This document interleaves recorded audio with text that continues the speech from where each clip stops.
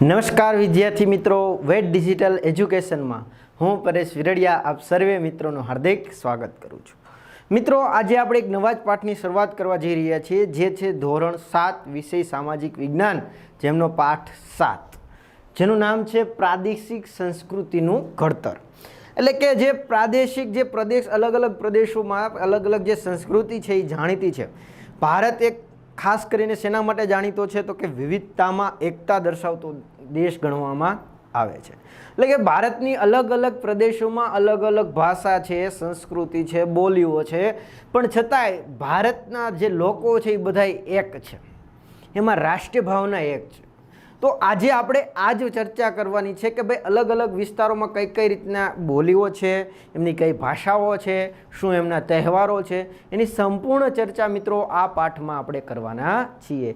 અને મિત્રો, ચેનલમાં નવા હોય તો ચેનલ સબસ્ક્રાઈબ કરી દો, અને ખાસ આપણી ચેનલમાં ધોરણ 7ના બીજા વિષયના વિડીયો પણ છે, અને આ સિવાય તમામ ધોરણના તમામ વિષયના વિડીયો આપણી ચેનલમાં ઓલરેડી મુકાયેલા છે। તો એ તમે તમારા મિત્ર, સગા સંબંધીઓ કે નાના ભાઈ બહેન હોય એને સજેસ્ટ કરી શકો છો, જેથી કરીને એ લોકો પણ આમનો લાભ લઈ શકે।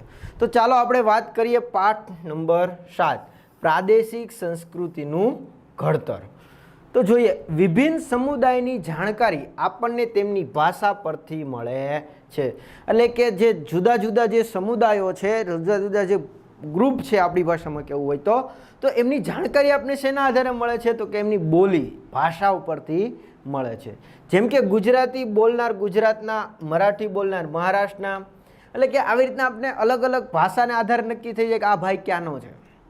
કે જો એ ગુજરાતી બોલતો હોય તો એ ગુજરાતનો હોય, મરાઠી બોલતો હોય તો એ ક્યાંનો હોય તો કે મહારાષ્ટ્રનો હોય। તો કે આવી રીતના આપણે છે એ શું કરી શકીએ છીએ, જાણી શકીએ છીએ માત્ર ભાષાના આધારે કે ભાઈ આ વ્યક્તિ છે એ કયા રાજ્યનો છે।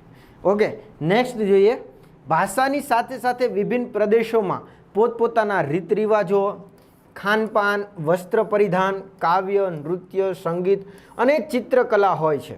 એટલે કે જેમ જેમ અલગ અલગ ભાષા હોય અલગ અલગ રાજ્યની, એવી જ રીતના અલગ અલગ લોકોની રીત રિવાજો હોય, ખાણીપીણી હોય, એના નૃત્ય હોય, તો આ બધી વસ્તુ હોય, કાવ્ય, નૃત્ય, સંગીત, ચિત્રકલા, વસ્ત્ર પરિધાન, એટલે કે એના વસ્ત્રો, પહેરવેશ, એ બધું જ અલગ અલગ જોવા મળે છે। અહીંયા મિત્રો તમને થોડાક ચિત્રો બતાવેલા છે, જેથી કરીને સરળતાથી તમે ઓળખી શકો। જુઓ, અહીંયા પહેલું છે આપણું ભાષા છે ને, હા, જો અહીંયા તમને અલગ અલગ ભાષાઓમાં લખેલું આપ્યું છે ભાઈ, મરાઠી, હિન્દી, ગુજરાતી, બાકી આપણી ભાઈ એટલું બધું નોલેજ છે નહીં કે આ બધી ભાષાઓ કઈ કઈ ભાષામાં લખી છે એ આપણે ઓળખી શકીએ। હા, આ એક સંસ્કૃત છે એટલે આપણે ખ્યાલ આવે, સંસ્કૃત, હિન્દી, ગુજરાતી ભાઈ, તો આ બધી મરાઠી ને આવી ભાષાઓ આપણે આઈડિયા આવે, પણ બાકીની ભાષાઓ છે આપણે ખ્યાલ ના આવે। પણ છતાંય ભારતની ભાષા છે એ ભાષા લોકો છે, જેમ જુઓ, એ સિવાય જુઓ ખાણીપીણી અલગ અલગ વસ્તુ છે ને, ટેસ્ટ અમુક અમુક રાજ્યમાં અલગ અલગ વસ્તુ વખણાતી હોય, આ સિવાય એમનો પહેરવેશ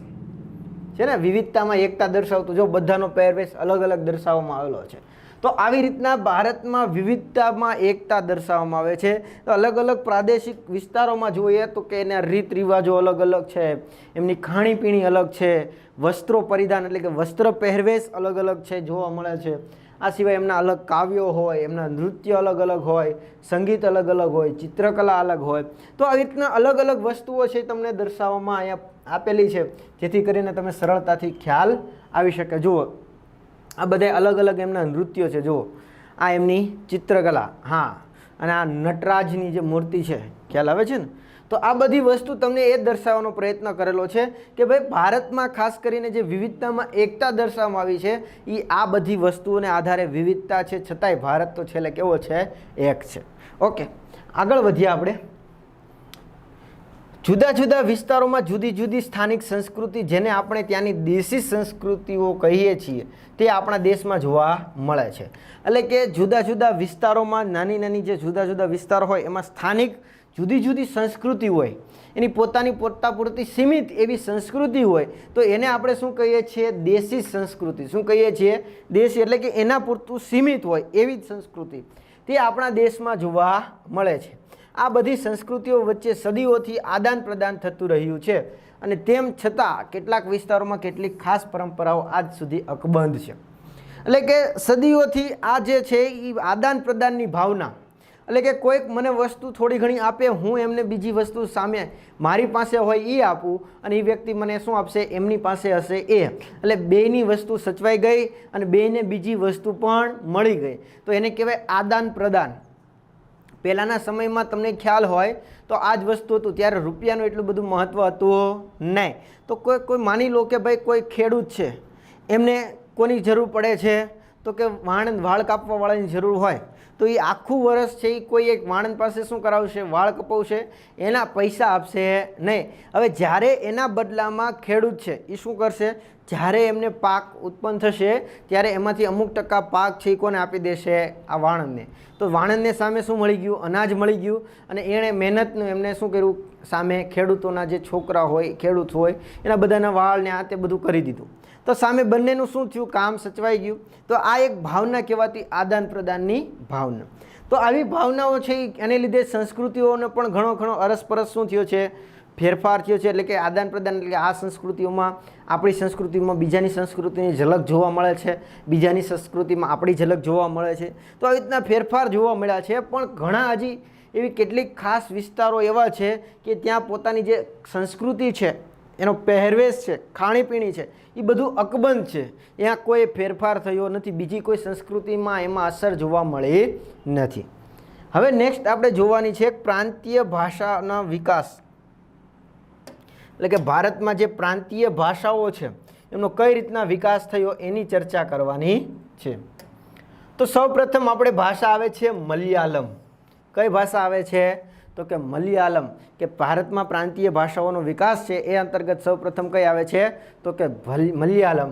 જે અંતર્ગત 9મી સદીમાં સ્થાપવામાં આવેલા મહદયપુરમનું ચેર રાજ્ય હાલના કેરળનું એક ભાગ હતું. તો કે ભાઈ આની આપણે વાત કરીએ મલયાલમની, તો કે 9મી સદી.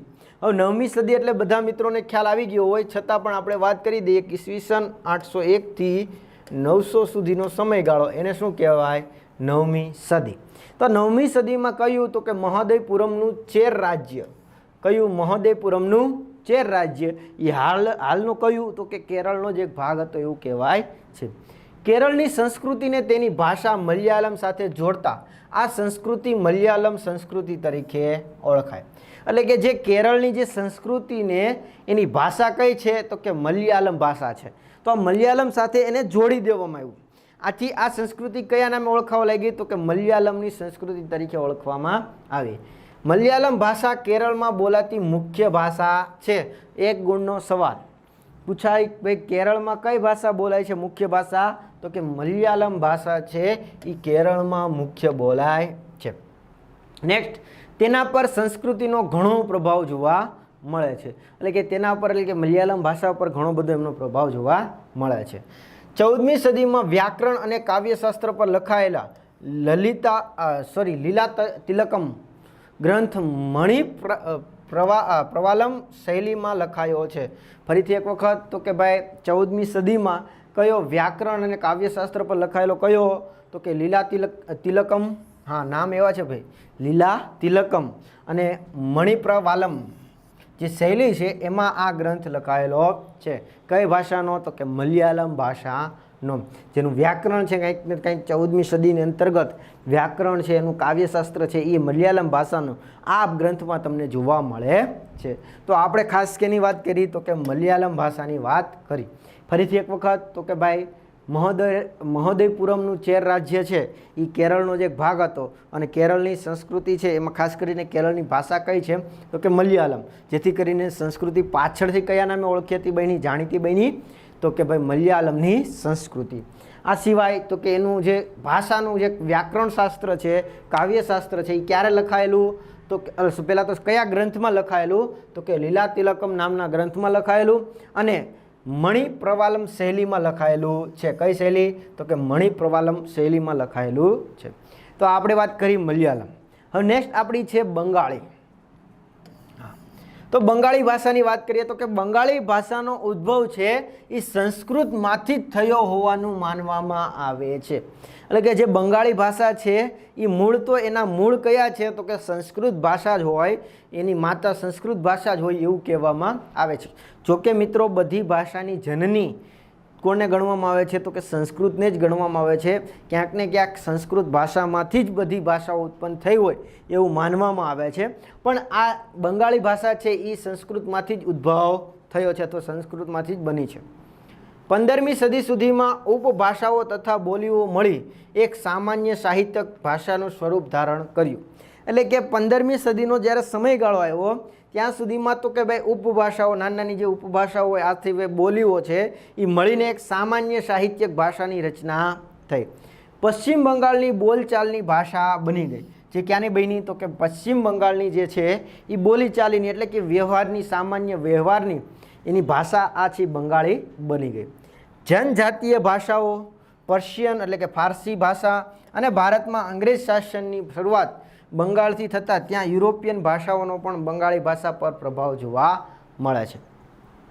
એટલે કે શું કહે છે, આ સિવાય જનજાતીય ભાષાઓ, આ સિવાય પર્શિયન એટલે કે ફારસી ભાષાઓ અને અંગ્રેજોની, ભારતમાં અંગ્રેજોની, યાદ કરો મિત્રો આપણે વાત કરી હતી આગળના પાઠોમાં કે ભાઈ 1757 અંતર્ગત પછી ભારતમાં પ્લાસીના યુદ્ધ પછી અંગ્રેજોએ જે સત્તા સ્થાપી હતી તો આ સત્તા અંતર્ગત સૌપ્રથમ ક્યાં પોતે આગળ આવ્યા હતા અથવા પોતે કિલ્લેબંધી કરેલી હતી તો કે ભાઈ કલકત્તા, હુગલી નદીના કિનારે, યાદ કરો. તો આવી ચર્ચા કરી ગયા તો કે ભાઈ ત્યાં એણે પોતાનું પ્રથમ વેપારી મથક સ્થાપ્યું. તો કે આ બધું ક્યાં આવ્યું હતું કે અત્યારે પશ્ચિમ બંગાળની આસપાસનો વિસ્તાર છે ત્યાં આવેલું છે, બિહાર ને પશ્ચિમ બંગાળને જે છે એ.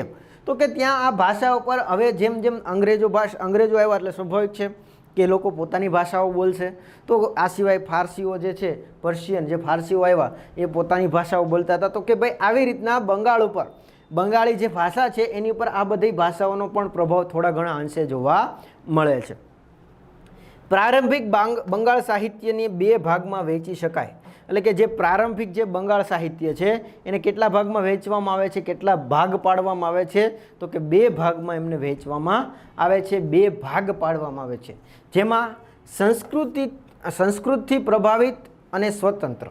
જો કયા કયા 2 ભાગ છે તો એક તો સંસ્કૃતથી પ્રભાવિત એટલે કે સંસ્કૃત છે એ મુખ્ય છે, એમાં સંસ્કૃત ઉપર આધારિત છે એમ કહી શકાય, અને એક સ્વતંત્ર છે. પ્રથમ ભાગમાં સંસ્કૃત મહાકાવ્યોનો અનુવાદ એટલે કે જે પ્રથમ ભાગ છે એમાં શું છે તો કે સંસ્કૃત મહાકાવ્યો છે એના અનુવાદ છે, ભાષાંતર છે. અને બીજા ભાગમાં છે નાથ સાહિત્યનો સમાવેશ થાય છે. તો બીજા ભાગમાં કઈનો સમાવેશ થાય છે તો કે નાથ સાહિત્યનો સમાવેશ થાય છે.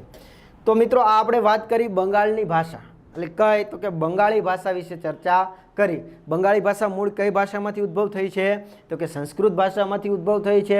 આ સિવાય તો કે એના કેટલા ભાગ પડે છે તો કે 2 ભાગ પડે છે. કયા કયા તો એક તો ભાઈ સંસ્કૃત આધારિત અથવા સંસ્કૃતમાં પ્રભાવિત, અને બીજી કઈ સ્વતંત્ર. સંસ્કૃત પ્રભાવિત છે એમાં તો કે આપણા જે મહાકાવ્યો છે એનો અનુવાદ છે, ભાષાંતર છે, અને બીજા ભાગમાં છે એ શું છે તો કે નાથ સાહિત્યની સમાવેશ થાય છે. નેક્સ્ટ આપણી છે ગુજરાતી ભાષા. ભાઈ જબરજસ્ત જાણવા જેવી અને માણવા જેવી ભાષા છે જેની ચર્ચા આપણે નેક્સ્ટ આવતા લેક્ચરમાં કરીશું. તો આ વિડીયોમાં આપણે અહીંયા સુધી રાખીશું. ફરી મળીશું આગળના ટોપિક સાથે. ત્યાં સુધી રજા લઈએ. Thank you. જય હિન્દ, જય ભારત. અસ્તુ.